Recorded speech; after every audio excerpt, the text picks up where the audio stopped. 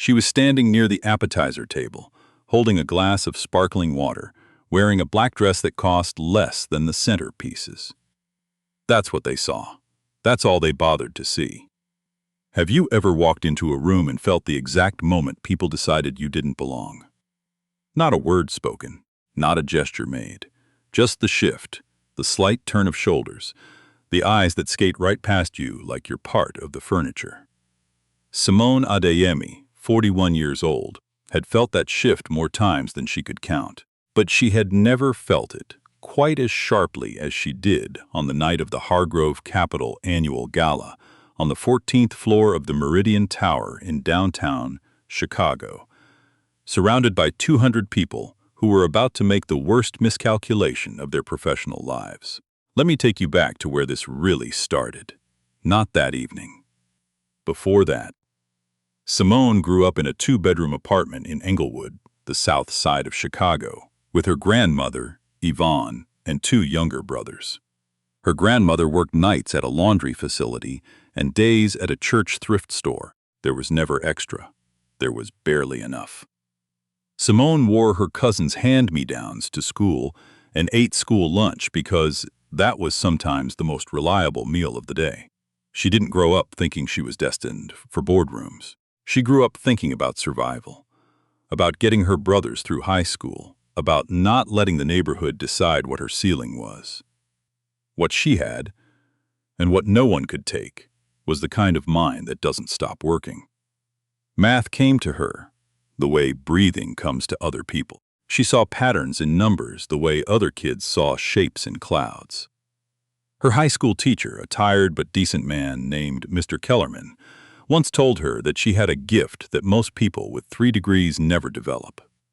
She was 15. She didn't know what to do with that yet. She earned a full scholarship to Northwestern, graduated with honors in finance and economics, went on to get her MBA. Took a position at a mid-sized investment firm in the Loop, where she spent 7 years learning every corner of the industry, the language, the structure, the unspoken rules, the informal networks she was never fully invited into. The client dinners she was sometimes excluded from. The credit for her analysis that occasionally appeared in other people's presentations.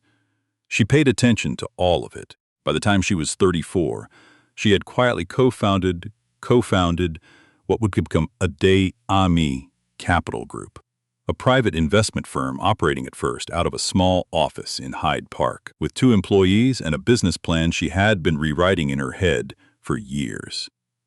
She didn't announce it loudly. She didn't pitch to press. She built it the way she built everything, methodically, without fanfare and with a level of precision that would eventually make people wonder how they'd never heard of her. 8 years later, Adeyemi Capital Group managed over $3 billion in assets.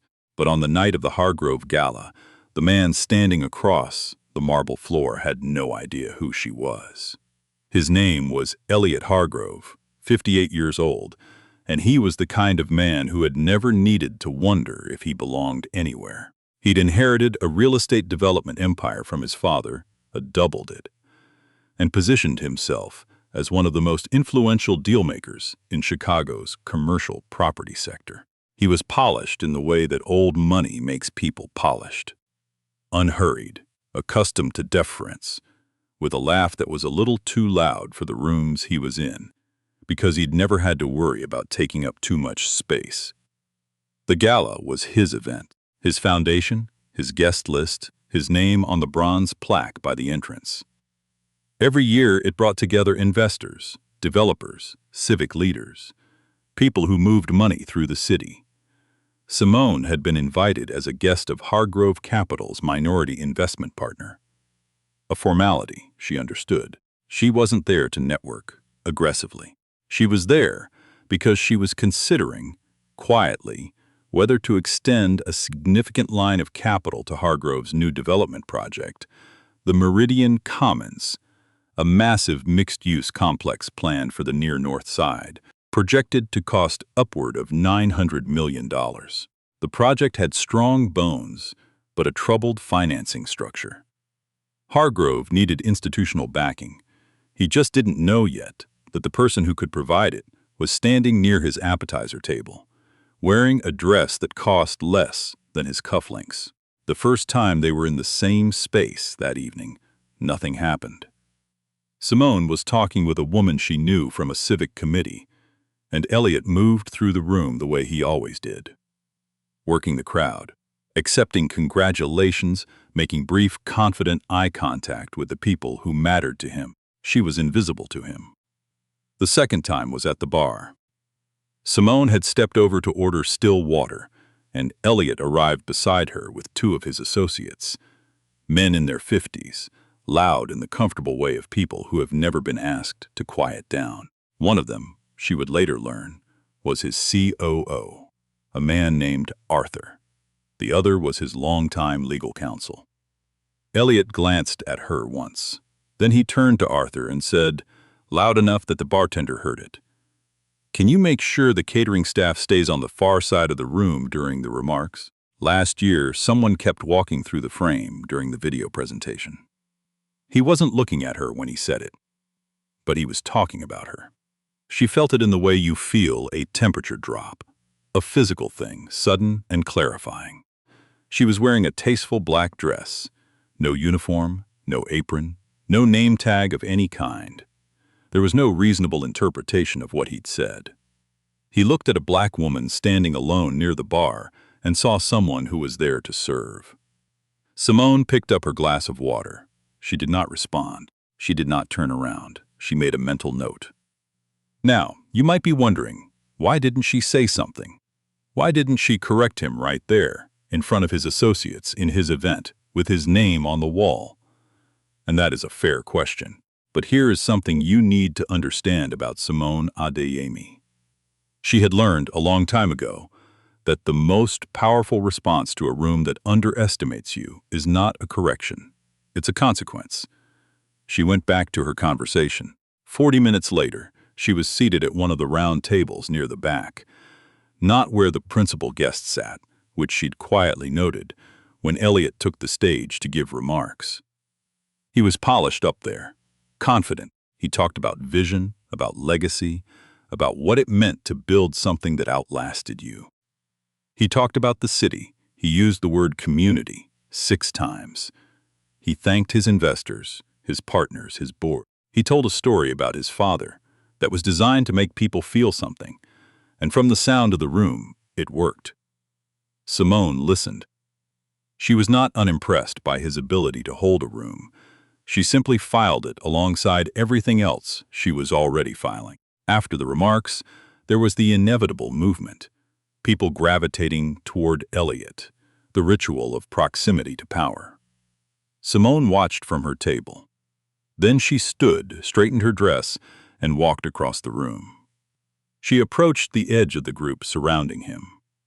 She wasn't pushing through. She was waiting, and she was visible, and there was a moment, a brief, clear moment, when Elliott looked directly at her and then looked away, back to the man he was speaking to, as though she were a piece of the wall she was standing in front of.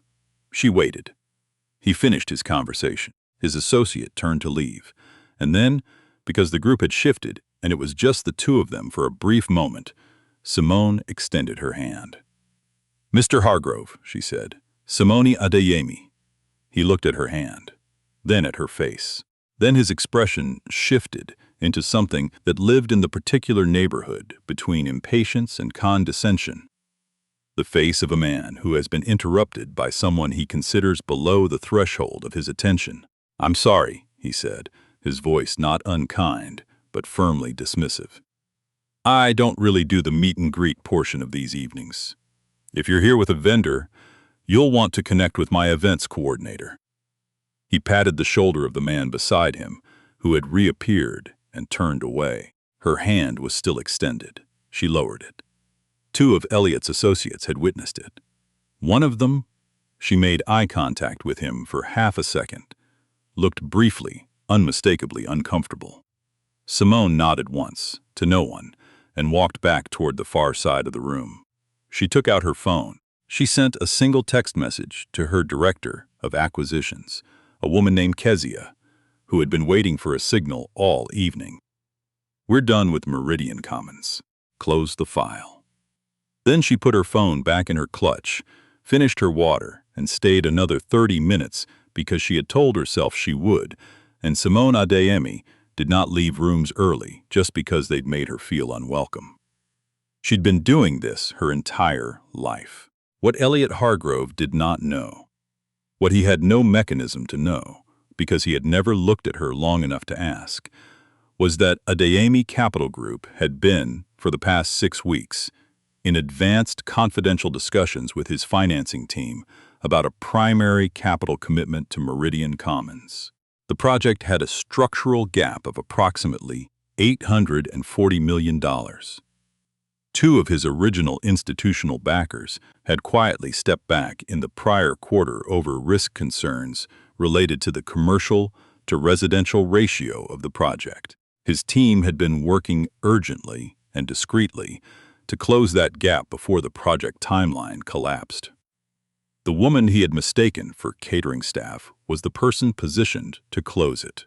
3 days after the gala, Elliott's director of development, a careful man named Gregory, received a brief and formally worded email from Adeyemi Capital Group, signed by Kezia, stating that they were withdrawing from discussions regarding Meridian Commons and would not be pursuing a capital commitment at this time. No explanation was offered, which was perhaps the most unsettling part. Gregory called Kezia. The call went to voicemail. He called again the following morning. Kezia was polite, measured, and offered nothing. "Our principal has decided to allocate differently," she said. "We wish the project every success." That was it. Gregory sat in his office for a long time after that call. He knew what it meant. He didn't want to tell Elliott yet, so he spent 2 days making calls, quietly, trying to identify whether another vehicle could fill the gap in time. It couldn't. The timeline didn't allow for it. The project's construction contracts had hard start dates.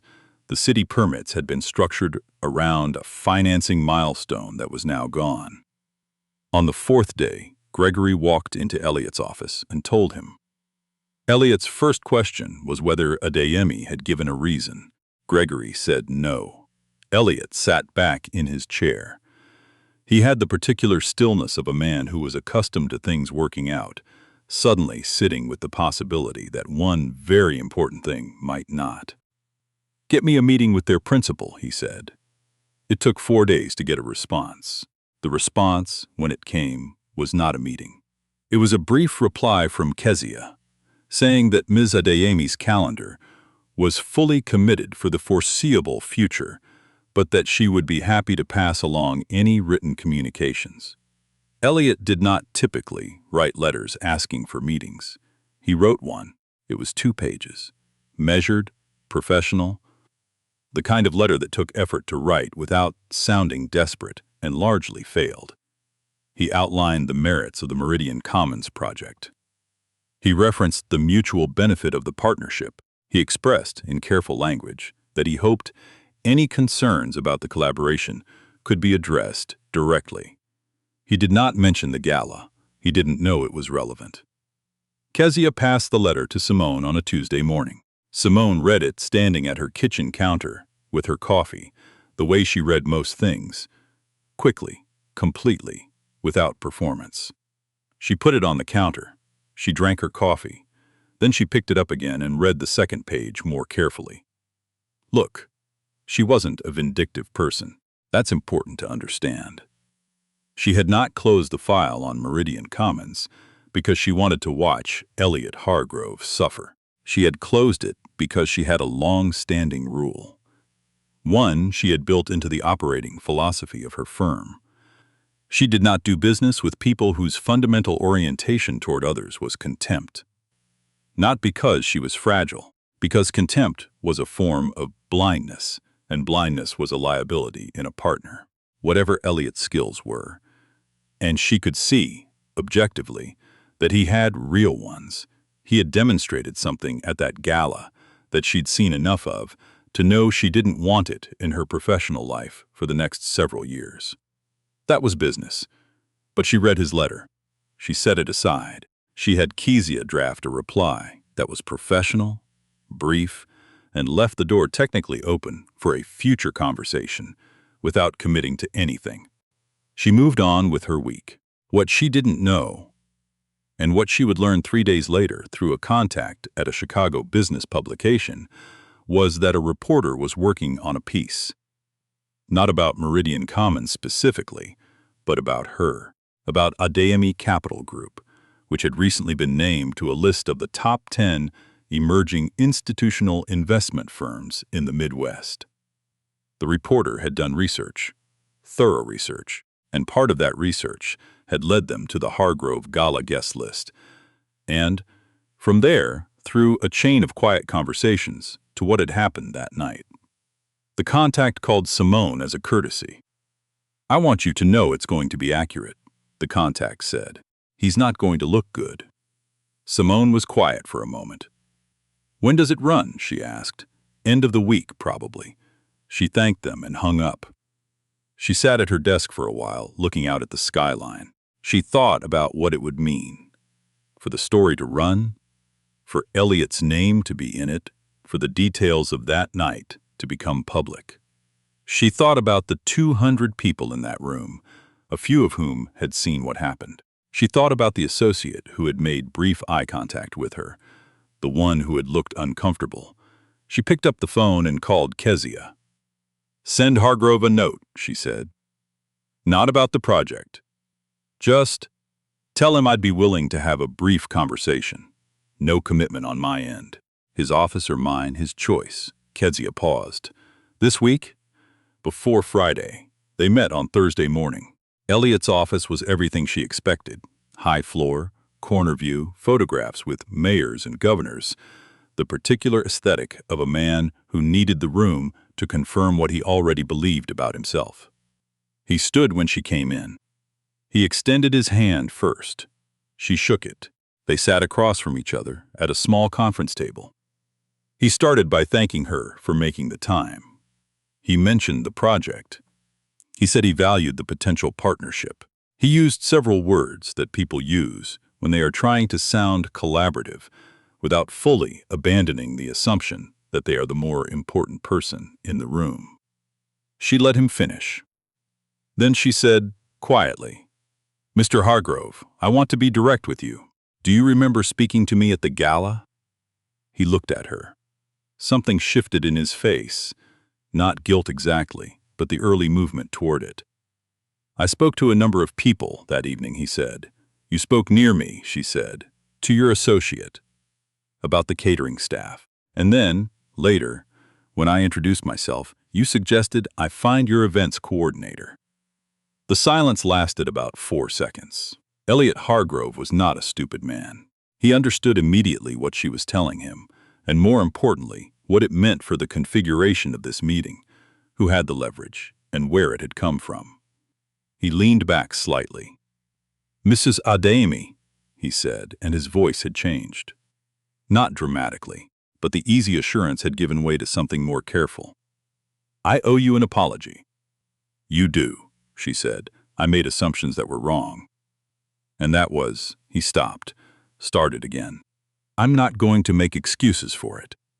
She looked at him. She had heard many apologies in her life. Most of them were really arguments, structured to move as quickly as possible from the acknowledgement to the repair. A pivot in a sentence. "I'm sorry, but..." Or, worse, "I'm sorry you felt that." Those weren't apologies. Those were negotiations. What Elliott said next surprised her, slightly. "I've thought about that night more than I'd like to admit," he said. "The way I spoke at the bar. What I said to Arthur. I knew when I said it." He stopped again. "I knew it wasn't right. I told myself it was nothing. It wasn't nothing." She waited. "I don't know what you decide to do with the project," he said. "That's your call. I'm not here to pressure you on that. I just wanted you to know that I'm aware of what I did, and I'm sorry. For the right reasons, not the business reasons." Simone looked at him for a long moment. The thing about working in capital markets for 2 decades is that you develop a fairly precise calibration for when someone means what they say and when they're performing meaning. She was not easily fooled by the performance, and what she was hearing from Elliott, imperfectly and without full grace, sounded like something closer to the real thing than she'd expected from this room, this building, this man. She didn't forgive him. Forgiveness wasn't really the appropriate category for a business context, but she filed it, the way she filed everything, alongside everything else she'd observed about him. "I appreciate that," she said, "and I'm going to be equally direct. I don't make capital commitments based on apologies. The project will be evaluated on its merits or not at all." He nodded. "But I'll tell you this," she continued. "The reason my firm moved away from Meridian Commons was not only what happened at the gala. It was what the gala told me about a pattern, about how you see people, about what that means for a long-term working relationship." She paused. "If that pattern is genuinely something you're examining, then there may be a conversation worth having. But I need time to evaluate this project on its own terms, without the personal dimension coloring it." He said he understood. She stood. They shook hands again, differently this time. Not the pro forma handshake of strangers, but the somewhat uncertain handshake of two people who had just said something real to each other and weren't quite sure what came next. She took the elevator down alone. Standing in the lobby, watching the city through the glass doors, she thought about her grandmother, Yvonne, who had worked nights and days and still made Sunday dinner from whatever was in the kitchen, who used to say, in that exact, tired, certain voice, "Baby, don't let them make you small. You can be the biggest thing in any room. You just have to know it first." She had known it for a long time now. She pushed through the doors and walked out into the Chicago morning. The story ran on Friday. It was careful, factual, and thorough. It covered Adeyemi Capital Group's trajectory, the Meridian Commons financing gap, and the gala incident as one element of a larger profile on Simone's career. Two of the people present at the gala were quoted, not by name. Elliott's office did not provide comment in time for publication. The piece was shared widely. By Monday, Simone had received 64 messages from colleagues, contacts, and people she hadn't spoken to in years. Several were women. Several had their own version of that story. Some had their own version of that room. She read everyone. She did not respond publicly to any of it. That was not her way.